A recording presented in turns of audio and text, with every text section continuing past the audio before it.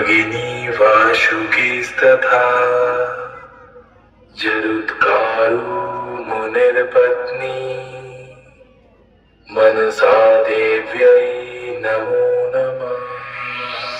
বাবা গঙ্গাধর ও মা মনসা দেবীর প্রণাম নিয়ে বাঁকুড়া থেকে সাউন্ড সার্ভিস শুরু করতে চলেছি একটি ভক্তিমূলক গান। আপনারা গানটি মনোযোগ সহকারে শুনতে থাকুন।